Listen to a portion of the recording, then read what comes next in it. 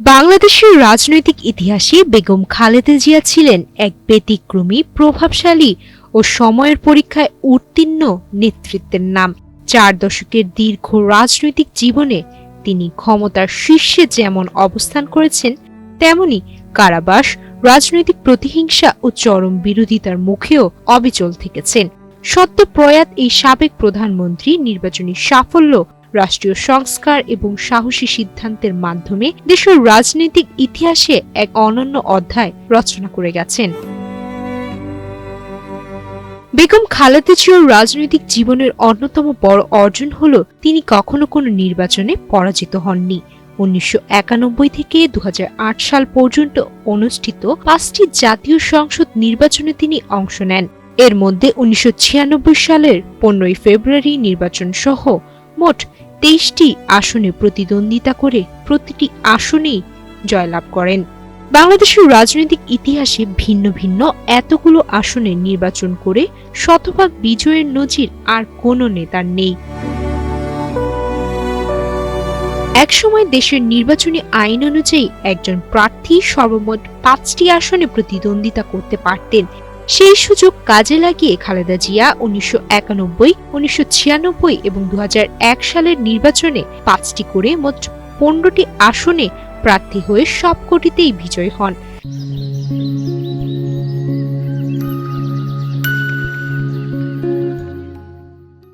টানা 3টি জাতীয় নির্বাচনে 5 আসনে জয়ের এই বিরল হ্যাট্রিক তাকে দেশের রাজনীতিতে আলাদা মর্যাদায় প্রতিষ্ঠিত করে। পরে আইন সংশোধনের পর 2008 সালের নির্বাচনে তিনি 3টি আসনে প্রার্থী হয়ে 3টিতেই নির্বাচিত হন। আঞ্চলিক বা নিজ জেলা কেন্দ্রিক রাজনীতির বাইরে গিয়ে তিনি দেশের 6টি ভিন্ন জেলা থেকে সংসদ সদস্য নির্বাচিত হন। বগুড়া, ফেনী, ঢাকা, চট্টগ্রাম, লক্ষ্মীপুর ও খুলনা সহ দেশের বিভিন্ন প্রান্তের মানুষের সরাসরি ভোটে নির্বাচিত হওয়ার এই রেকর্ড তার ব্যাপক জনপ্রিয়তা ও রাজনৈতিক গ্রহণযোগ্যতার প্রমাণ হিসেবে বিবেচিত হয়। রাষ্ট্র পরিচালনার ক্ষেত্রেও খালেদা জিয়ার ভূমিকা ছিল ঐতিহাসিক। 1991 সালে ক্ষমতায় এসে তিনি দ্বাদশ সংশোধনী পাশের মাধ্যমে বাংলাদেশকে রাষ্ট্রপতি শাসিত ব্যবস্থা থেকে পুনরায় সংসদীয় গণতন্ত্রে ফিরিয়ে আনেন। রাষ্ট্র ক্ষমতা নিজের হাতে কুক্ষিগত করার সুযোগ থাকা সত্ত্বেও সংসদকে ক্ষমতার কেন্দ্রে ফিরিয়ে দেওয়ার এই সিদ্ধান্ত তার গণতান্ত্রিক মনোভাবের গুরুত্বপূর্ণ দৃষ্টান্ত হিসেবে বিবেচিত হয়। নারী ক্ষমতায়ন ও শিক্ষা বিস্তারে তার সরকারের নেওয়া পদক্ষেপগুলো ছিল যুগান্তকারী। 10ম শ্রেণী পর্যন্ত মেয়েদের জন্য অবৈতনিক শিক্ষা ও উপবৃত্তি চালুর ফলে দেশের নারী শিক্ষায় আমূল পরিবর্তন আসে। এই কর্মসূচির ফলে মেয়েদের স্কুলে ভর্তি ও ঝরে পড়া হার উল্লেখযোগ্যভাবে কমে যায় এবং নারীদের সামাজিক ও অর্থনৈতিক অংশগ্রহণ বাড়ে। আন্তর্জাতিক পরিমণ্ডলেও এটি একটি সফল উন্নয়ন মডেল হিসেবে স্বীকৃতি পায়। 2001 সালে তার সরকার প্রথমবারের মতো মুক্তিযুদ্ধ বিষয়ক মন্ত্রণালয় গঠন করে। স্বাধীনতার 3 দশকের পর মুক্তিযোদ্ধাদের জন্য পৃথক পূর্ণাঙ্গ মন্ত্রণালয় প্রতিষ্ঠার মাধ্যমে তাদের সম্মান, কল্যাণ ও রাষ্ট্রীয় সুযোগ সুবিধাকে প্রাতিষ্ঠানিক রূপ দেওয়া হয়, যা তার সরকারের একটি উল্লেখযোগ্য রাষ্ট্রীয় সিদ্ধান্ত হিসেবে বিবেচিত।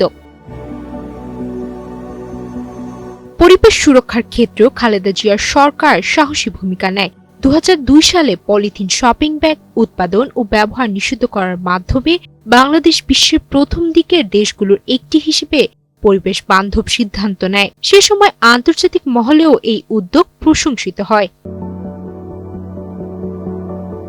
আঞ্চলিক কূটনীতিতেও তার নেতৃত্ব ছাপ ছিল স্পষ্ট।